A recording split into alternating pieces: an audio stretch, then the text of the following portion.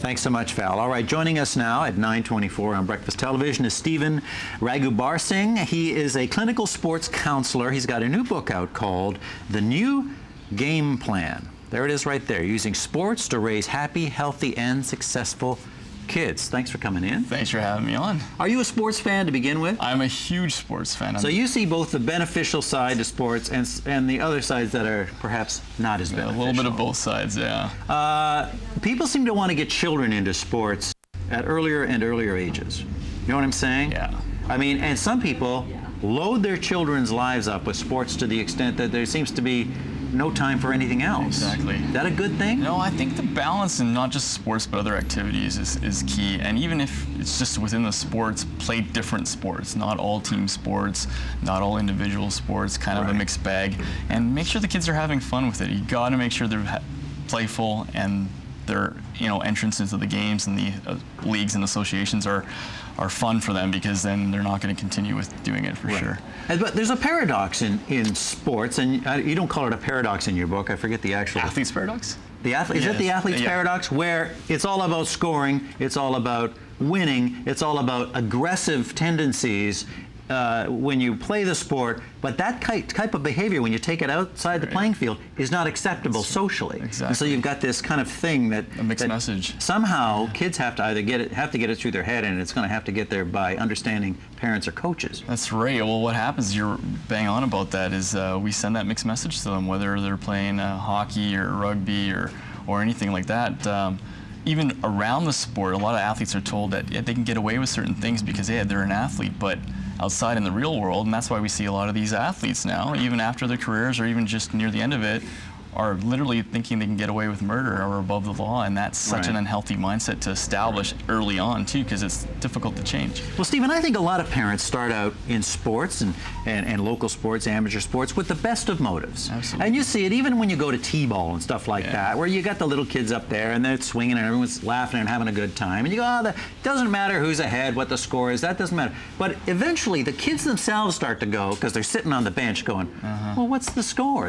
Don't we need to know? I mean, they themselves have a competitive spirit that seems to well up. I think competition's so crucial. I don't like those activities where they're not paying attention to the score, because it's not a real life scenario. Competition's a part of life. It's how you deal with it. And you're right, I think parents' intentions are really honorable, but at the same time, their attitudes came from something. And I think there's a culture of sport that can be really focused on a win-at-all-costs mindset, which we kind of need to change, because it can be very damaging and detrimental to a kid's psyche, right? Well, how, as a parent then, how do you approach this with a balanced view?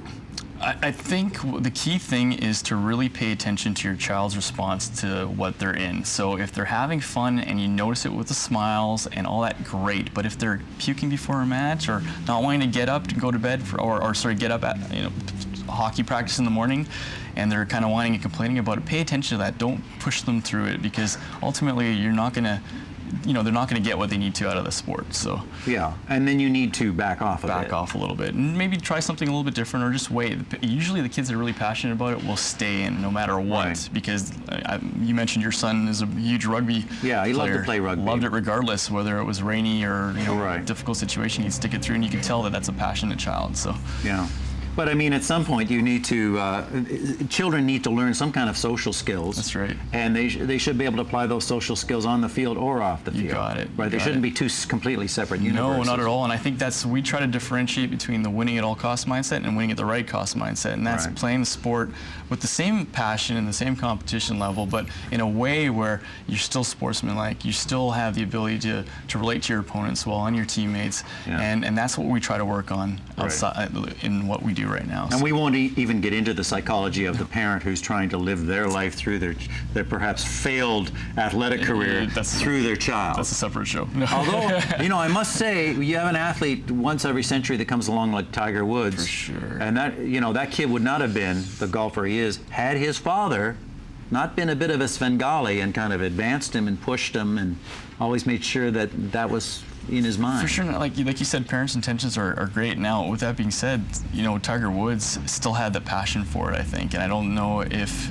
being pushed. I don't think he was pushed to where he's at. I don't know Tiger Woods. Like to get to know him one day, obviously, Right. but I'm sure the Well, he had a passion great there- love for his father. There's no doubt about Absolutely, that. absolutely. But you know, the first thing his father put in his hand was a golf club, not a Yeah. baseball bat. So It's rare to, that fix can be in very early. Yeah, absolutely. Okay, the book's called The New Game Plan. It does have step-by-step kind of follow-through ways to handle your children and motivate them through a career in sport, so they get the best out of it and everybody's happy. All right, Awesome. Stephen, thanks so much Great, for being thanks. here. 9:29 on a Wednesday morning. You're watching BT.